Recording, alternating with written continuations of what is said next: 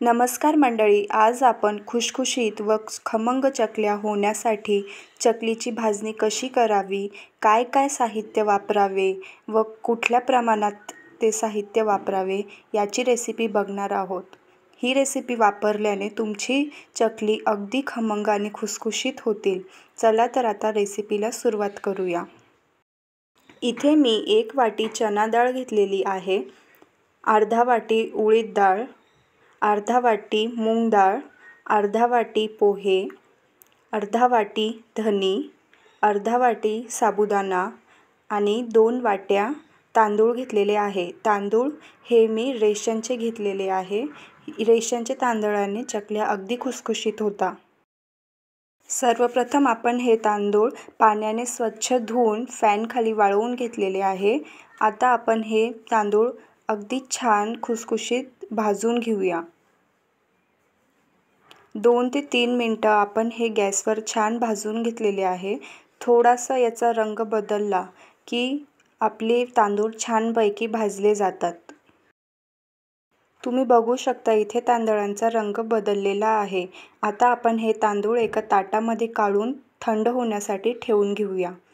आता परत त्याच पॅनमध्ये आपण 1 वाटी चना डाळ ही सुद्धा भाजून घेणार आहोत।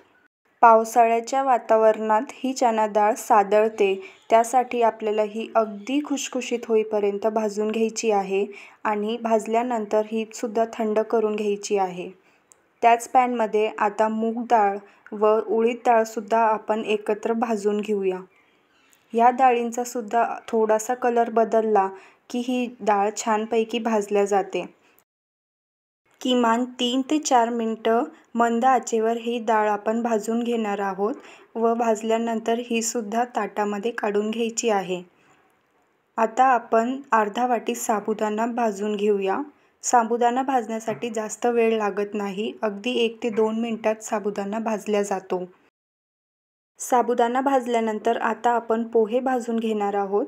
पोहे भाजताना गॅसची फ्लेम अगदी लो ठेवा आणि पोहे भाजताना सतत त्याला हलवत राहा।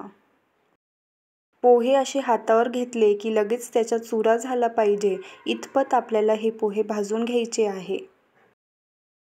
आता आपण अर्धा वाटी धने आणि त्यामध्ये 2 चमचे जिरे हे सोबत भाजून घेणार आहोत।